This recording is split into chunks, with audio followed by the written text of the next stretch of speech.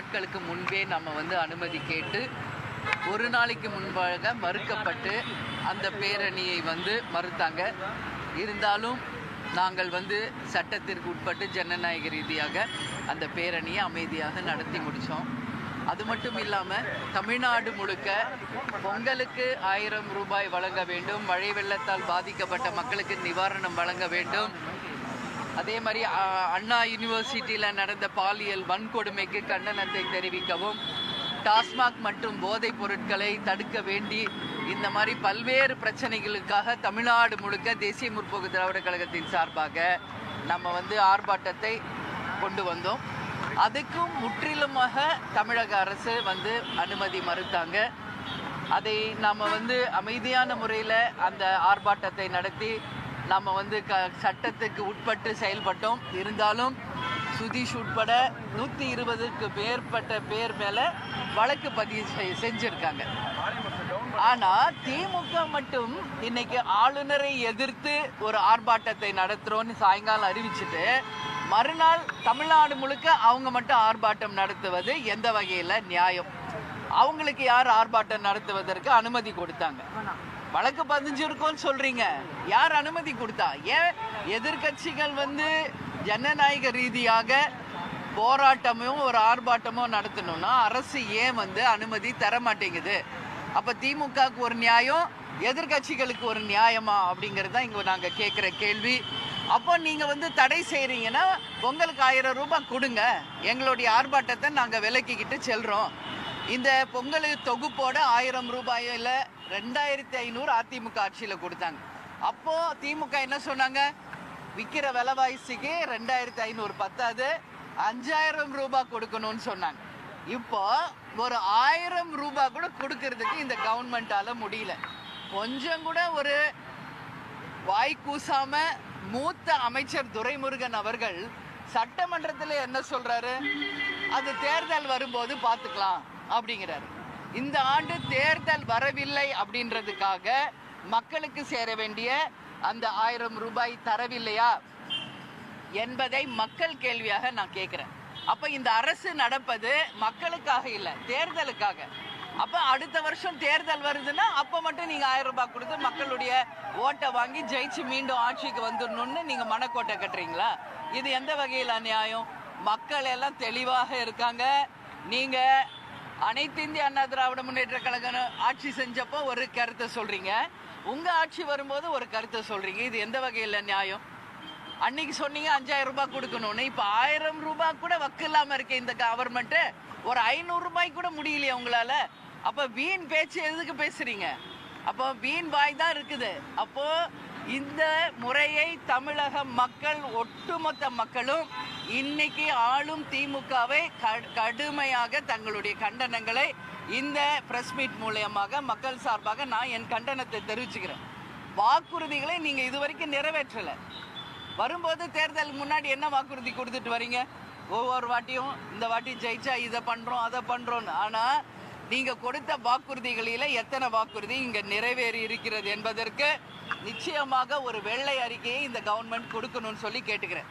அதே மாதிரி பாலியல் வன்கொடுமை அண்ணா யூனிவர்சிட்டியில இன்னைக்கு பார்த்தா மிகப்பெரிய ஒரு கொடுமை நடந்திருக்குதுங்க. இப்போ கவர்னர்கிட்ட நாங்க பேசுறப்போ அவர் சொல்றார், எஃப்ஐஆர் கூட அதை ஃபைல் பண்றதுக்கு 4 மணி நேரம் கழிச்சு தான் எஃப்ஐஆரே ஃபைல் பண்ணியிருக்காங்க. அது மட்டும் இல்லாமல் காவல்துறையை வந்து இதுக்கு வந்து பெரிய அளவில் இதை பற்றி தடுக்கிறதுக்கோ இதில் உண்மையை வெளிக்கொண்டு வரவோ மிகப்பெரிய அளவில் அவங்க ஆர்வத்தை காமிக்கல. ஏன்னா இன்னைக்கு வந்து திமுக அமைச்சர்களும் முதலமைச்சரே சொல்றாரு, அந்த ஞானசேகரன் என்பவர் திமுக அனுதாபி தான் அப்படின்னு கொஞ்சம் கூட ஒரு அசிங்கம் இல்லாமல் ஒத்துக்கிறாங்க. அப்போ ஒரு திமுக அனுதாபியா இருந்தா அவருக்கு எப்படி இவங்க தண்டனையை வாங்கி தருவாங்க?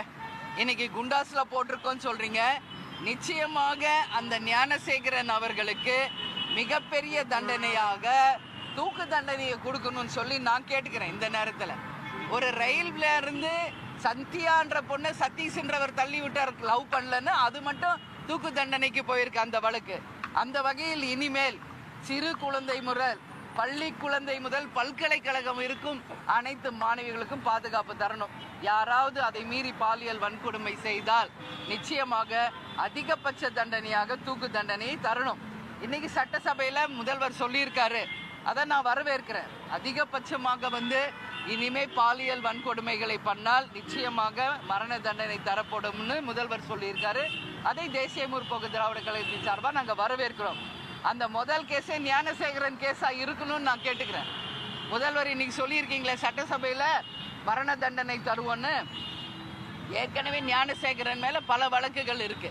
அப்போ முதல் தண்டனையாகவே ஞானசேகரனுக்கு அந்த மரண தண்டனையை இன்னைக்கு சட்டசபையில் அறிவித்த முதல்வர் நமது ஸ்டாலின் அவர்கள் செய்தால் உண்மையிலேயே இந்த அரசை நாம பாராட்டலாம்.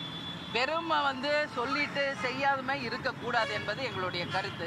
அதே மாதிரி முந்தா நேற்று நான் மதுரையில் மேலூர் தாலுக்காக்கு சென்று டங்ஸ்டன் திட்டம் அங்கே வர இருக்கிறது. அதை எதிர்த்து இன்னைக்கு 48 கிராம மக்கள் இன்னைக்கு போராடிக்கிட்டு இருக்காங்க. மிகப்பெரிய அளவில் அமைதி பேரணி அவங்க நடத்தியிருக்காங்க. அந்த ஒட்டுமொத்த மக்களையும் நான் நேரடியாக சந்தித்து உறுதியாக 5000 ஏக்கருக்கு மேலே விளைநிலங்களை கையகப்படுத்தி 48 கிராமங்களை உள்ளடக்கிய அந்த மேலூர் தாலுக்காவில் டங்ஸ்டன் திட்டம் நிச்சயம் வராது, அதற்கு நாங்கள் உறுதியாக சென்று அவர்களை சந்தித்து மத்திய அரசுக்கு அழுத்தம் கொடுத்து அந்த திட்டத்தை உடனடியாக ரத்து செய்ய வேண்டும் என்று நிச்சயம் நாங்கள் கோரிக்கை வைப்போம்னு சொல்லிட்டு வந்தேன். அதை கவர்னர் கிட்ட சொன்னேன். உறுதியாக மக்களுக்கு அகெயின்ஸ்டா நடக்கிற எந்த விஷயத்தையும் நாங்கள் சென்ட்ரல் கவர்மெண்ட்டோட கவனத்துக்கு கொண்டு போவோம். ஏன்னா விளைநிலங்கள் பயிர் பண்ற அந்த மக்கள் நம்பி இருக்கிறது, அந்த மேலூர் மக்கள் அத்தனை பேரும் நம்பி இருக்கிறது விவசாயத்தை. அங்க நீங்க டங்ஸ்டன் திட்டத்தை கொண்டு வரோம்னு சொன்னா இது எந்த வகையில நியாயம்? ஒட்டுமொத்த மக்கள் இன்னைக்கு கடும் எதிர்ப்பை தெரிவிச்சிருக்காங்க. நான் போயிட்டு வந்தவுடனே அமைச்சரும் எஸ்பியும் கலெக்டரும் போயிருக்காங்க. ஆனால் மக்கள் கடுமையான தங்கள் கண்டனத்தை அங்கே தெரிவிச்சிருக்காங்க. அதனால நிச்சயமாக அந்த திட்டம் வராது என்று மத்திய அரசு உடனடியாக அறிவிக்க வேண்டும். அதை நாங்கள் கவர்னரிடம் வலியுறுத்தி சொல்லியிருக்கோம். அது மட்டும் இல்லாமல் தமிழக அரசு பாதுகாக்கப்பட்ட வேளாண் மண்டலமாக மேலூர் தாலுக்காவை அறிவிக்க வேண்டும் என்பதையும் வலியுறுத்தி இங்க சொல்ற, அதையும் அவரிடம் நாங்கள் வலியுறுத்தியிருக்கோம். இதை தமிழக அரசு தான் செய்ய வேண்டும். அவங்க சொல்றாங்க எப்படி அது வேளாண் மண்டலமா அறிவிக்க முடியாது, நிறைய ஃபார்மாலிட்டிஸ் இருக்குன்னு அமைச்சர் சொல்லியிருக்காரு மூர்த்தி அவர்கள். நான் ஒன்று கேட்குறேன் மூர்த்தி அவர்களை, இன்னைக்கு தஞ்சாவூர்ல அண்ணன் எடப்பாடியார் அதிமுக ஆட்சியில் இருந்தப்போ தஞ்சாவூரை பாதுகாக்கப்பட்ட வேளாண் மண்டலமா அறிவிச்சாரா இல்லையா? ஏன் உங்களால் அறிவிக்க முடியாதா? மக்களுக்கு ஒரு விஷயம் நல்லதுன்னா நீங்க கூட இருந்து சப்போர்ட் பண்ண மாட்டீங்களா?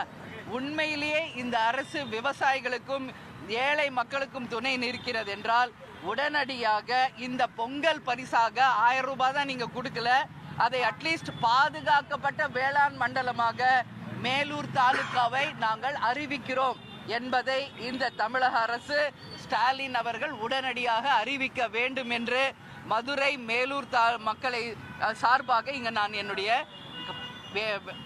என்னுடைய கோரிக்கையை தமிழக அரசுக்கு வைக்கிறேன். ஆமா, இடைத்தேர்தல் டேட் அறிவிச்சிருக்காங்க, இன்னும் யாரும் வேட்பாளர்கள் அறிவிக்கவில்லை. தேமுதிகவினுடைய நிலைப்பாடு என்ன என்பது இன்னும் ஒன்று இல்லை 2 நாள்ல உங்களுக்கு தலைமை கழகமே அதிகாரப்பூர்வமாக நாங்கள் அறிவிப்போம். இல்ல, நாங்க எல்லா இடைத்தேர்தலையும் சந்தித்த ஒரே கட்சி தேமுதிக, அது உங்க எல்லாருக்குமே தெரியும். இதுவரைக்கும் தமிழ்நாட்டில் நடந்த அனைத்து இடைத்தேர்தல்களை சந்திச்சிருக்கோம். ஆனால் இப்போ நடக்கின்ற இந்த தேர்தல்கள் நிச்சயமாக ஜனநாயகத்திற்கு முற்றிலும் அகெயின்ஸ்டா. ஏன்னா ஏற்கனவே இதே ஈரோடு தொகுதியில் நாங்களும் போட்டியிட்டோம், உங்களுக்கு தெரியும். ஆனால் அங்கே என்ன நடந்தது என்பதை யாரும் மறந்திருக்க முடியாது. இதுவரைக்கும் தமிழக அரசியல் வரலாற்றிலே இல்லாத அளவு மக்களை ஆட்டு மந்தைகளை போல இன்னைக்கு மந்தைகளில் அடைச்சி வச்சு வெறும் ஓட்டுக்கு காசும் இலவசங்களையும் கொடுத்து ஒட்டுமொத்த மக்களையும் மிரட்டி அந்த ஓட்டுக்களை வாங்கி இன்னைக்கு அந்த விளம்பர ஆட்சி தங்களுடைய வெற்றியாக அதை பறைசாற்றுறாங்க. நிச்சயமாக இது வன்மையாக கண்டிக்கக்கூடிய ஒரு விஷயம். மீண்டும் நான் சொல்றேன், எந்த இடைத்தேர்தல் இவங்க ஆட்சியில் வந்தால் இந்த மாதிரி அராஜக இடைத்தேர்தலாக தான் இருக்கும். எனவே நாங்கள் அனைத்து தேர்தலையும் சந்தித்தவர்கள். இந்த இடைத்தேர்தலில் எங்கள் நிலைப்பாடு என்ன என்பதை உங்களுக்கு தெரிவிக்கிறோம். பெரியார் பேசியதை சீமான் தெரிவித்த கருத்து இது 2-3 நாளா என்கிட்ட எல்லா பிரஸும் கேட்டுட்டாங்க. நான் வந்து தெளிவாக இதுக்கு பதில் சொல்லியிருக்கேங்க. சீமான் அவர்கள் சொன்ன கேள்விக்கு பதிலை நீங்கள் அவரிடம் தான் கேட்கணும். சீமான் ஒரு கருத்து பதிய வச்சா அதுக்கு நான் எப்படி பதில் சொல்ல முடியும்? இதற்கு முழு முக்கிய பொறுப்பேற்க வேண்டியவது சீமான் அவர்கள் தான். ஏன் அந்த மாதிரி பேசினாரு? ஏன்னா பெரியார் யார் என்பது உலகுக்கு தெரியும், தமிழக மக்களுக்கு தெரியும். அவர் வாழ்ந்து அவருடைய தன்னுடைய சரித்திரத்தை இங்க நிரூபிச்சு அவர்கள்லாம் இறந்து போனவங்களை பத்தி ஏன் இப்ப பேசி அதை ஒரு அரசியலாக்குறாங்கன்னு தெரியல. அவர் இருந்த காலம் அதை ஒரு சரித்திரமா பண்ணிட்டு தான் போயிருக்காரு. இல்லைன்னு சொல்ல முடியுமா யாராவது? நல்ல விஷயம் தானே, நாட்டு உரிமை ஆக்குறது நல்ல விஷயமே. பெரியாருடைய நூல்களை அதுல மாற்று கருத்து கிடையாதுங்க. ஆனா நமக்கு வாய் இருக்குதுன்றதுனால நம்ம எதேதோ பேசக்கூடாது, கொச்சையா பேசக்கூடாதுங்க.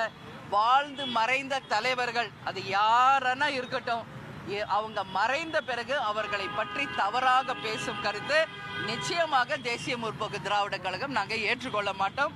எனவே அவருக்கு சொன்ன அந்த கேள்விக்கு பதில் அவரிடமே நீங்க கேட்கணும்னு சொல்லி நான் கேட்டுக்கிறேன். நாங்கள் சொல்றேங்க, என்ன செயற்குழு பொதுக்குழு முடிச்சுதான் அதை நாங்கள் அறிவிப்போம். வெகு விரைவில் உங்களுக்கு நாங்கள் தெரிவிக்கிறோம். நன்றி.